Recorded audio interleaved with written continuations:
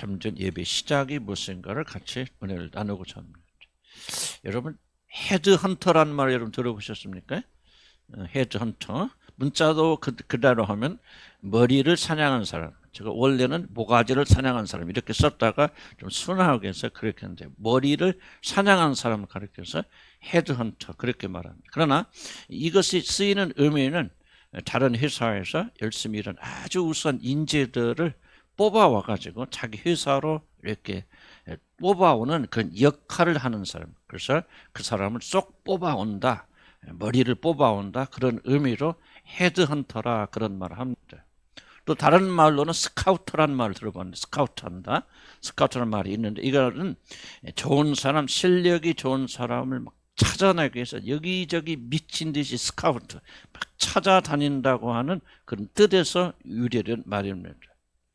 근데 우리 주님께서 이 사마리아 여자와 대화하면서 하나님이 바로 이 헤드헌터다, 스카우트다는 이상한 말씀을, 성경에는 그렇게 기록되어 있지 않지만 그런 말씀을 하셨습니다. 23절에 보니까 아버지께 참되하게 예배하는 자들은 영과 진리로 예배할 때가 오나니 곧 이때라, 아버지께서 자기에게 이렇게 예배하는 자들을 찾으시느니라, 그렇게 말합니다. 여러분 한번 생각해 보시기 바랍니다. 하나님이 찾으신다면 대충 찾으시겠습니까? 그렇지 않으면 헤드헌터나 스카우트처럼 샅샅이 뒤지시겠습니까? 저는 그래서 오늘 우리 하나님은 유명한 헤드헌터, 스카우터의 원조다, 저는 그렇게 한번 생각을 해봅니다. 오늘은 우리 주일학교 아이들이 어른들과 함께 예배 드리는 감동스러운 그런 날입니다. 전에도 물론 같이 드리기도 했지만은 오늘부터는 예배 시간에 다른 책도 안 보겠다, 만화책도 안 보고 그냥 게임 생각도 안 하고 오직 하나님 말씀, 예수님이 목사님 뭐라고 하시는지 내가 잘 듣겠다, 그렇게 우리 주일학교들이 결단해서 그래서 설교도 듣고 찬양도 같이 하겠다고 선언하는, 제가 보기엔 참 역사적인 날이고 저는 굉장히 기쁜 그런 날입니다. 제가 우리 주일학교 학생들을 생각할 때 이거 예배 어떻게 드려야 되나, 우리 아이들, 그럴 때 하나님이 제게 주신 감동이 있는데 어떤 이런 말이 싹 들어요. 예배하는 어린이라고 하는 그런 마음 싹 주셨는데 참 아름다운 말이다. 우리 아이들이 꼭 이런 아이들이 되었으면, 예배하는 아이들이 되었으면 좋겠다, 그런 생각을 해봅니다. 사랑하는 성도 여러분, 하나님은 자신에게 예배하는 자들을 찾으십니다. 헤드헌터, 스카우터처럼 하나님 오늘도 자기 자신에게 진정으로 예배하는 자들이 어떤 자들입니까? 교회에 나와서 얼마나 진지하게 예배를 드리는가, 우리 주일학교 학생들도 하나님을 진정으로 예배하는가를 찾으시고, 나는 여러분들이 꼭 그런 분이 되시기를 주의 이름으로 간절히 축복합니다. 사실 예배같이 중요한 것이 없습니다. 물론 우리 예배는 오늘 드리는 예배만을 말하는 것이 아니지만 예배같이 중요한 것이 없습니다. 그래서 저는 몇 주 전에 카인의 이야기를 하면서 예배의 실패, 모든 인생의 실패는 다른 것에서 오는 것이 아니라 하나님을 예배하는 일에 실패해서 인생의 실패가 온다, 그렇게 말씀을 드렸습니다. 그런데 예배를 드리는 것 자체가 아니라 하나님께 마음에 합당한 예배를 드리는 거예요. 몸은 여기에 와 있지만은 마음은 다른 데 있는 그런 예배가 아니라 하나님께 합당한 예배를 드리는 것이 바로 절대적으로 중요합니다. 카인도 예배를 드리고 제사를 드렸지만은 그의 예배를 하나님 받지 않으셨습니다. 그렇게 예배에 실패한 자가 되었을 때 카인은 같은 형제, 같은 피를 나눈 형제를 죽이는 살인자가 되지 않았습니까? 우리를 또 예배에 실패하면은 카인과 같이 자신 가까이 있는 자들을 말과 행동으로 괴롭히고 살인하는 여러 면에서 실패한 사람이 되고 맙니다. 우리들이 예배를 드릴 때 하나님 받으시는 예배를 드리는 자들이 반드시 되어야 됩니다. 그래서 저는 여러분과 함께 오늘 하나님이 받으시는 참된 예배가 도대체 무엇인가를 잠깐 나누고자 합니다.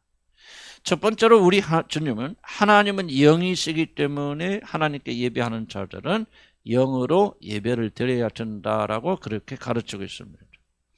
하나님 받으시는 살아있는 예배, 참된 예배는 어떤 예배? 영으로 드리는 예배다. 그런데 영으로 드리는 예배만을 하나님 받으신다는 말에는 하나님이 예배를 드릴 때 영으로만 드린 예배를 받으신다는 말 속에는 하나님이 받으실 수 없는 반대, 육신적 예배가 있다는 사실을 이것이 암시하고 있습니다. 그렇기 때문에 우리들이 하나님께서 받으시는 영적 예배를 드리려면 먼저 하나님께서 받으실 수 없는 육적인 예배가 무엇인가?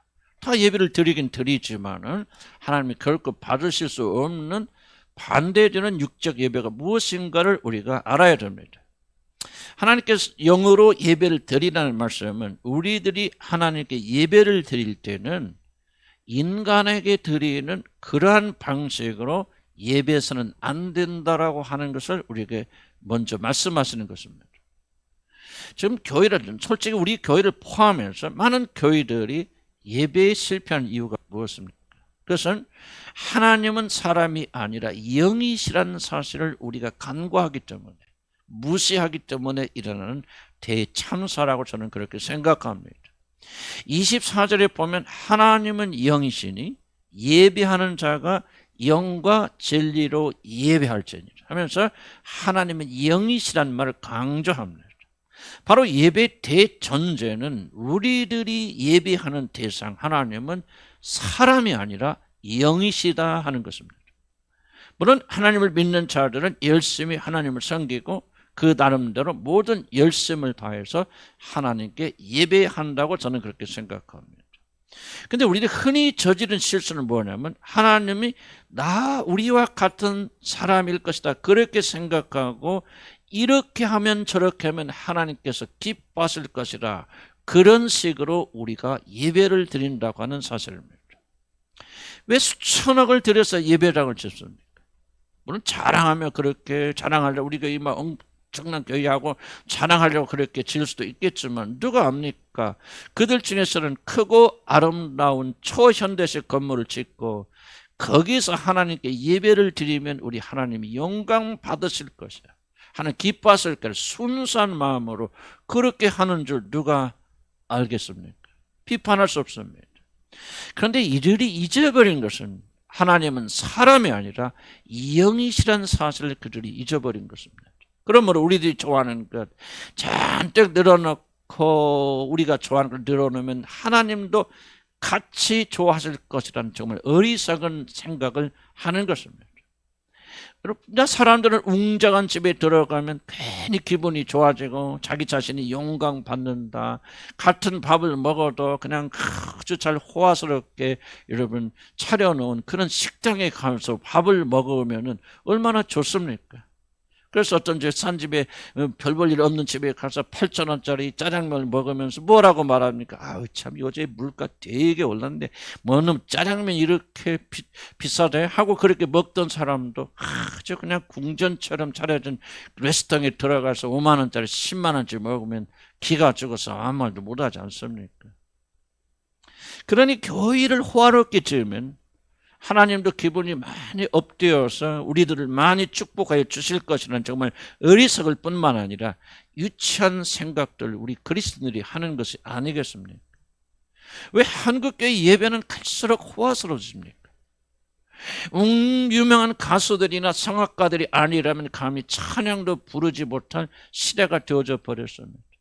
그래서 저같이 박자조차 제대로 맞출 수 없는 자들은 이제 기가 죽어서 찬양 제대로 부르지 못하고 뛰어난 성악가들이 부른 찬양을 듣고 그냥 끝에 아멘하고 박수나 치는 것 이것으로 끝나버리는 정말 그런 예배가 그런 공연이 되어져 버렸습니다. 왜 그렇습니까? 바로 우리들이 하나님은 영이시라는 사실을 우리가 잊어버렸기 때문에 그렇습니다. 그런데 성경은 하나님께 영이시라는 사실을 강조합니다. 이 말은 하나님은 육을 가진 우리들과 반대된다. 우리들이 기뻐하고 즐거워하는 것을 하나님 기뻐하지 않는다라고 하는 것을 강조하는 말임에도 불구하고 우리는 그 사실에 깊이 관심지 아니하고 내가 적고 우리 눈이 적고 육신이 즐거워하는 것을 가득 늘어놓으면서 그것이 예배라고 그렇게 드리고 있다는 것입니다. 하나님의 나라는 먹고 마시는 것이 아니라 의와 평강과 희락이라 그렇게 말합니다. 하나님의 나라는 인간의 삶과 가치와 전혀 다른 영적인 세상이기 때문에 하나님께 예배하는 자들은 그렇게 예배해야 된다. 멋있게 드려지는 예배에 멋있게 드리는 찬양보다도 사랑의 한마디로 서로 격려하고 위로하는 것, 이것이 참된 예배다. 열심히 기도하고 전도하는 것보다도 위로와 격려와 서로를 사랑으로 섬기는 이 한 행위가 참된 예배다. 그런데도 불구하고 우리가 그렇게 생각하지 못하는 것은 하나님은 영이시라는 사실을 우리가 잊어버리기 때문에 그렇습니다. 우리는 멋있는 찬양과 많은 헌금과 정말 웅장한 예배를 드리면 하나님 즐거워하실 것이라고 그렇게 생각합니다. 물론 이러한 것들 자체가 잘못되었다고 하는 것이 아니라 하나님 나라에서는, 그리고 그 나라를 기억하는 예배에 있어서는 그러한 것들이 그렇게 중요한 요소가 아니란 사실을 저는 여러분에게 강조하고 싶습니다. 우리들이 하나님께 참된 예배를 드리려면 이러한 것들 뛰어넘어야 됩니다. 인간적인 생각, 인간적인 그런 판단, 인간적인 가치를 뛰어넘어서 영이신 하나님이 무엇을 기뻐하시는가, 그분이 우리와 다른 것이 무엇인가, 무엇을 더 즐거워하시는가를 우리 알아야 됩니다. 엄청나게 고급스러운 건물만을 사랑하시고 교회에서 그걸 예배 드리려면 그렇게 초화판의 예배당이 돼야만 예배를 드리는 것 같고, 또 노래를 뛰어나게 잘하는 자들만 찬양할 그런 자격이 있고 그들의 찬양을 하나님 받으신다는 생각을 버리지 않으면 우리는 하나님을 결코 영적으로 예배 드릴 수가 없을 것입니다. 그런데 하나님은 영이시란 또 하나의 다른 의미가 있습니다. 참된 예배, 즉 영으로 드린 예배는 장소와 환경의 지배를 받는 그런 것이 아니라고 하는 그런 뜻이기도 합니다. 하나님은 교회당에만 계십니까? 그래서 우리들이 예배하려면 오직 예배당에 모여야 됩니까? 다른 곳에서는 예배 드릴 수가 없습니까? 바로 이러한 생각은 하나님 마치 몸을 가지고 계셔서 오직 예배당에만 하나님이 갇혀 있는 것처럼 그런 오해에서부터 이런 생각들이 출발합니다. 그러나 시편 139편에서는 하나님은 어디든지 계신다고 그렇게 말합니다. 내가 주의 영을 떠나 어디로 가며 주의 앞에서 어디로 피하리까? 내가 하늘에 올라갈지라도 하나님은 거기 계시고 수월에 내려가서 지옥에 내려갈지라도 거기 하나님이 계시나이다. 내가 새벽 날개를 치며 바다 끝에 가서 거주할지라도 거기서도 주의 손이 나를 인도하시며 주의 오른손이 나를 붙드시나이다. 내가 어디를 가든지 하나님은 다 거기 계십니다 하고 고백합니다. 하나님은 영이시기 때문에, 사람이 아니기 때문에 그가 계시지 않는 것은 아무것도 없다고 하는 그런 뜻입니다. 그러므로 예배당에만 하나님이 계신다는 생각은 아주 잘못된 그런 생각입니다. 교회에서 나와서 기도를 드리라고 권면하는 것은 예배당에만 하나님이 계시고 집에는 없고 예배당에만 하나님이 계시기 때문에 교회 와서 기도하세요, 우리 모여서 예배 드립시다, 그렇게 말하는 것이 아니라 예배당은 예배 드리고 기도 드리는 일을 주로 하니 일단 교회에 오면 예배와 기도에 집중하기 쉽다는 장점 때문에 교회에 나와서 기도하세요 이렇게 권면하는 것입니다. 사실 집에서보다는 교회당에 오면 기도가 잘 됩니다. 우리 몸이 벌써 교회당 문 밖에 들어오면, 문 안으로 들어오면 기도하러 왔구나, 이건 기도하는 것이니까 몸이 그냥 알아서 지가 먼저 깁니다. 그래서 좀 집중이 잘 됩니다. 그러나 집에서 기도하다 보면 전화 소리도 들리고 뭣도, 그리고 먹고 마시는 그런 공간이기 때문에 우리가 집중하기 어렵습니다. 물론 길거리에서 예배를 드릴 수도 있지만은 그러나 예배당에서 마음을 집중하며 드리는 것과는 아주 판이하게 다릅니다. 불면증 환자도 있고 집에서 잠을 잘 못 자는 분들에게 의사들이 이렇게 권면합니다. 그 여러 가지 방법이 있어요. 그중에 하나는 침실에서는 일체 잠자는 것 이외에 다른 행위를 하지 마십시오. 그래서 책도 보지 마시고 텔레비도 보지 마시고 침실에서 오직 잠자는 일만 해야 됩니다. 왜냐하면 책도 보고 놀기도 하고 뭐 그냥 텔레비도 보고 그러면은 잠자러 딱 들어왔지만은 몸이 이거 잠자러 온 거야, 놀러 온 거야, 텔레비 보러 온 거야 하고 헷갈리니까 잠을 이룰 수 없습니다. 그러니까 잠자는 곳에서는 잠만 자시고 노는 것은 놀고 공부하는 데서 공부만 하십시오라고 이 불면증을 치료하는 분들이 이렇게 권면합니다. 몸이 잠자는 시간이 되겠구나, 침실에 들어오면 이제는 자야 되겠구나 하고 그렇게 순종하는데 그렇지 않으면 어렵다는 얘기입니다. 예배도 마찬가지고 교회당도 마찬가지입니다. 예배당에 오면 우리 몸이 기도하는구나, 그렇구나 하는 것을 깨닫기 때문에 나는 예배당에 오셔서 기도하고 우리가 모여서 예배 드리는 것이 절대적인 장점이 있다 그렇게 생각하고 나는 그를 권면합니다. 그러나 만약 우리들이 오해하여서 오직 예배당에만 하나님이 계시니까 거기에 가서만 기도하여야 하나님 기도를 잘 들어주신다고 생각하거나 그래서 예배당에서만 기도하고 예배를 드린다면, 그리고 또 중요한 것은 다른 곳에서는 교회 예배당에 문을 나서는 순간 기도와 예배의 삶에서 완전히 단절된다면 그것은 매우 매우 불행하고 잘못된 일이라 하나님은 영이시기 때문에 어디든지 계시기 때문에 그것이 바로 예배와 기도의 장소가 된다는 사실을 잊지 말아야 됩니다. 우리 주님은 사마리아 여자에게 21절 이렇게 말합니다. 여자여 내 말을 믿어라. 이 산에서도 말고 예루살렘에서도 말고 너희가 아버지께 예배할 때가 오나니라고 말씀하신 것이 바로 이런 뜻입니다. 이 말의 참 뜻은 하나님이신 성령께서 여러분의 마음에 주어지고 거하시면은 바로 너희들이 어디를 가든지 바로 너희가 교회이다. 보이는 건물이 아니라 너희 마음이 곧 내가 가는 성전이라고 하는 뜻입니다. 그러니 주님을 믿어 성령을 믿는 자들은 이제 24시간 여러분이 예배당 안에 사시는 것입니다. 우리 자신이 곧 성전입니다. 어디를 가든지 우리들이 가서 머무는 곳이 곧 예배당이고 거기서 우리가 예배를 드려야 된다. 바로 그런 뜻입니다.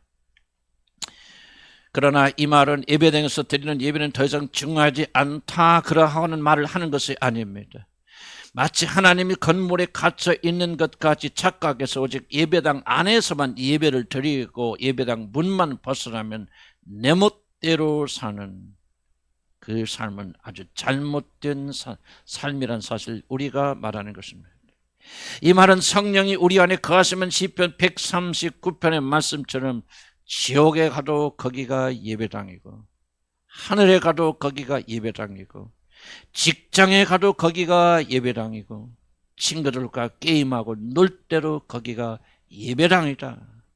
너희들은 이제 24시간 나와 동행하며 예배를 드리는 자들이 되었다라고 하는 그런 뜻입니다. 한마디로 말해서 그리스도인들은 이제 어디서든지 무엇을 하든지 예배하는 그런 삶을 살아야 된다 하는 그런 말입니다.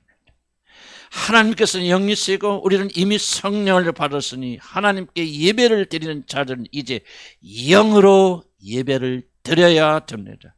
예배당 안에서만 아니라 여러분이 가는 곳곳마다 여러분의 집안이, 여러분의 직장이, 물건을 사러 가는 시장이 예배의 장소가 되어서 저와 여러분 예배자의 삶을 살아야 됩니다. 집이, 학교가, 직장에 놀러간 바로 그것이 예배당이라고 하는 뜻입니다. 그러므로 무엇을 하든지 예배 드리는 것처럼 거룩하고 정결되고 하나님께 영광 돌리는 그런 삶을 사셔야 됩니다. 저거 우리들은 24시간 하나님께 예배 드리는 그런 심정으로 그렇게 살아야 됩니다. 바로 이것이 오늘 성경이 말하는 영적 예배의 중요한 출발이 되어집니다. 우리는 지금까지 영으로 예배를 드리는 것과 반대되는 것이 무엇인가를 두 가지 차원에서 살펴보았습니다. 우리 영어로 예배를 드리려면 사람들이 좋아하는 육적인 예배를 드려서는 안 됩니다. 사람들이 좋아하고 사람들이 환영하고 사람들이 영광받는 그런 것을 잔뜩 도배해놓고 이것을 하나님께 드리는 예배라고 그렇게 말해서는 안 됩니다. 그리고 우리는 결단코 어떤 경우에도 예배는 예배의 당에서만 드리고 문 밖에 나가는 순간 나는 자유롭게 내 멋대로 사는 그런 삶을 살아서는 안 됩니다. 가정이 예배입니다. 남편과 아내가 대하는 것이 예배입니다. 직장이 바로 여러분의 예배당입니다. 직장에서 무엇을 하는지 그 하는 일이 예배의 행위입니다. 바로 이것을 깨닫지 못하면 영으로 예배 드린 것이 무엇인지를 제대로 알지 못하게 됩니다. 그렇다면 이제 진짜로 영으로 예배를 드린다고 하는 참된 뜻이 무엇인가를 마지막으로 같이 살펴보고자 합니다. 어떻게 하는 것이 영으로 예배를 드리는 것입니까? 이것을 바로 저희들 알아보고자 합니다. 하나님은 영과 진리로 예배를 드린 자를 찾으신다. 오늘 성경이 그렇게 말합니다. 그런데 영으로 예배를 드린다는 말은 진리로 예배를 드린다는 것과 한 짝을 이루는 말이다. 뭐 복잡하게 설명할 필요가 없다. 이 말의 뜻은 하나님이 찾으시는 영적 예배라는 것은 다른 것이 아니라 진리에 따라서 드리는 예배가 곧 영적 예배라, 그런 뜻입니다. 진리에 따라 드리는 예배가 영적 예배이고 하나님은 진리에 따라 드리는 영적 예배를 드리는 자들을 오늘 또 찾고 계신다. 예배에 대한 주님의 중요한 가르침이 바로 이것입니다. 물론 우리는 참된 예배를 드릴 때 성령의 여러 가지 역사심과 은사들이 드러날 수 있고 그 은사들을 사용해서 하나님께 영적 예배를 드릴 수도 있다는 사실을 저는 부인하지 않습니다. 그러나 우리 눈에 보이고 체험할 수 있는 일들이 하나님께서 받으시는 영적 예배의 본질이라고 하는 사실은 잘못된 생각입니다. 그러한 것들은 본질이 아닙니다. 우리 주님께 드리는 참된 영적 예배는 예언하고 방언하고 황홀경의 노래를 부르는 예배가 아니라 진리로 드리는 예배라고 변할 수 없는 진리의 말씀은 오늘 여기서 우리에게 가르치고 있습니다. 만약 우리들이 성경의 권위를 받아들인다면 절대로 하나님신 그리스도 안에서 나온 이 선언을 우리가 가볍게 여겨서는 안 됩니다. 어떤 놀라운 일이 일어나도 만약 우리들이 드려진 예배가 진리에 따라 드려지는 예배가 아니라면 그것은 결코 영적인 예배가 될 수 없고 영적인 예배가 아니라면 하나님은 그 예배를 받으실 수가 없는 것입니다. 그렇다면 이제 하나님이 찾으시는 영적 예배에서 가장 중요한 것이 되는 진리란 도대체 무엇이 도대체 진리인가, 무엇이 진리에 따라 드리는 예배인가를 우리가 꼭 알아야 됩니다. 한마디로 진리가 무엇인가를 알지 못하면 우리는 결코 영적 예배를 하나님께 드리지 못할 것입니다. 우리 주님께서 체포되셔서 로마의 총독 빌라도가 법정에 쓰셨을 때 빌라도와 우리 주님은 이런 대화를 나누셨습니다. 총독 빌라도가 이르되 그러면 네가 왕이냐?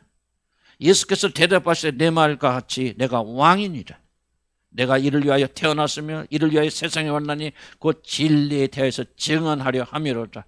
무릇 진리에 속한 자는 내 음성을 듣느니라. 그렇게 말씀하시니 이제 빌라도가 예수님께 묻습니다. 그렇다면 도대체 무엇이 진리냐? 예수를 십자가에 못 박은 빌라도는 예수님을 향하여서 도대체 진리가 무엇인가 그렇게 묻습니다.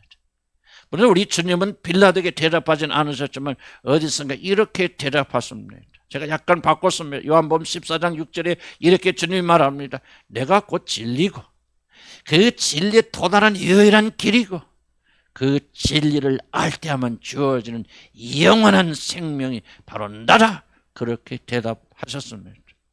사랑하는 성도 여러분, 도대체 무엇이 여러분 진리고 진실입니까? 바로 모든 인간들이 하나님을 배반하고 마귀의 품에 안겨서 마귀의 자식들이 되었습니다. 그렇기 때문에 하나님은 그들에게 영원히 식지 않는 분노를 퍼부으셨어요. 회개치 않는 자들은 진노의 심판을 받고 사탄과 악한 마귀들과 함께 영원히 꺼지지 않는 지옥에 던져진다는 사실, 이것은 누구도 바꿀 수 없고 취소할 수 없는 진리, 이것이 바로 진리입니다. 그러나 자신을 배반한 세상을 하나님께서 이처럼 사랑하사 자신의 고귀한 독생자 아들을 사람의 몸을 입혀 이 땅에 보내주시고 그로 하여금 우리들의 모든 죄악을 그가 짊어지게 하시고 우리 대신 그를 십자가에서 심판받아 죽이심으로 여러분의 모든 죄값을 다 청산하여 주셨다는 사실이 성경이 전하는 진리입니다. 그래서 누구든지 사람으로 오신 예수 그리스도를 자신의 구주와 주님 되심을 믿고 받아들여서 그에게 순종하며 사는 자들은 영원한 멸망에서 건짐받아서 저 영원한 생명으로 들어갈 뿐 아니라 하나님의 상속자 아들 삼아 주셔서 하나님이 친히 준비하신 그 놀라운 영광의 날에 들어가 그리스도와 함께 영원토록 복락을 누리게 하신다는 것, 바로 이것이 진리입니다. 그리고 하나님은 이 놀라운 축복을 오직 한 사람 그의 독생자들 예수 그리스도를 통해서 이루어 주시고 우리에게 선물하시며 그를 믿는 자들은 신분이 어떻든 과거에 어떤 죄를 지었든 그것을 상관지 아니하시고 그들을 받아주셔서 하나님의 자녀 삼아 주신다는 사실, 이것이 진리입니다. 참된 예배란 무엇입니까? 참된 예배는 영으로 드리는 예배입니다. 영으로 드리는 예배는 도대체 어떠한 것입니까? 그것은 진리에 따라서 드리는 예배입니다. 그렇다면 진리는 무엇입니까? 하나님께서 자신의 독생자 아들 예수 그리스도의 죽으심을 통하여 그를 믿는 모든 자들을 죄에서 건져주시고 그들에게 영원한 생명을 주시고 자기 자신의 친자녀 상속자 아들 삼아 주셔서 자기 자신의 영원한 영광으로 여러분을 불러주신다는 것이 진리입니다. 바로 이 진리를 믿고 선포하고 설교하고 가르치고 하나님께 감사를 드리고 그 아들을 우리에게 보내주셔서 우리를 대신 죽게 하신 하나님의 사랑을 찬양하는 것이 진리로 드리는 영적 예배라. 사도 바울은 고린도전서 2장 2절에서 진리로 드리는 영적 예배의 핵심이 무엇인가 이렇게 설명합니다. 내가 너희 중에서 예수 그리스도와 그의 십자가에 못 박히신 것 외에는 아무것도 알지 않고 아무것도 전하지 아니하기로 작정하였습니다. 바로 예수 그리스도를 선포하며 그가 우리를 위하여 행하신 놀라운 일을 기억하고 감사하며 그러한 일을 행하신 하나님의 놀라운 사랑과 자비를 찬양하며 자기 자신의 몸을 우리를 위하여 아낌없이 내어주신 그분께 감사와 찬양을 드리며 이제 이런 모든 은혜를 받았으니 나는 죽음을 넘어서 영원토록 이 하나님을 위하여 살겠다. 그의 독생자 아들에게 영광을 돌리고 헌신하고 충성하는 그런 삶을 살겠다고 결단하는 것. 바로 이 신앙을 예배를 통해서 표현하는 것. 바로 이것이 우리들이 주일날 모여드리는 예배의 모든 것이 되어야 되고 우리들이 무엇을 하든 일을 하든 놀든 항상 이 사실을 잊지 아니하고 기억하며 하나님께 영광 돌리는 삶을 사는 것, 바로 이것이 하나님께서 받으시는 영적 예배입니다. 이것이 영과 진리로 예배를 드리는 것이고 하나님은 이렇게 예배를 드리는 자들을 찾으신다, 그런 뜻입니다. 사랑하는 성도 여러분, 왜 십자가의 복음이 예배의 중심이 되어야 됩니까? 왜 주님을 향한 교회는 모일 때마다 윤리와 도덕이 아니라 왜 십자가에서 우리를 위해서 죽으시고 부활하 성천하신 그분에 대해서 선포하고 한 달에 한 번씩이나마도 우리가 성찬 예식을 거행합니까? 바로 이것이 예배의 중심이고 바로 이것이 진정한 진리이고 이것이 우리가 죽을 때까지 영원히 선포해야 되는 영광의 복음이기 때문에 그렇습니다. 하나님이 받으시는 참된 예배, 영원한 예배는 다른 것이 아닙니다. 아무리 호화스러운 사람들이 건물을 지어놓고 수천 수백의 찬양대가 정말 최상의 음악으로 노래하고 찬양하고 열정적인 기도와 아름다운 찬양과 멋있는 설교와 많은 헌금을 드리고 여러분의 몸을 불사는 데까지 내어준다 할지라도 만약 진리로 예배 드리지 않는다면 그것은 육의 예배, 영에 속한 예배가 아니라 육적인 예배가 되는 것입니다. 하나님께서 받으시는 예배는 예수 그리스도가 누군지를 믿고 그리스도께서 우리를 위하여 행하신 일들을 믿음으로 받아들이고 그러한 사랑을 베푸신 하나님과 그의 독생자 아들 예수 그리스도를 높이고 찬하고 감사하고 감격하고 내가 그분에서 살게 다시 결단하고 세상에 나갔던 우리 다시 회개하며 돌아오면서 우리의 마음을 그분에게 무릎 꿇리는 이 예배예요.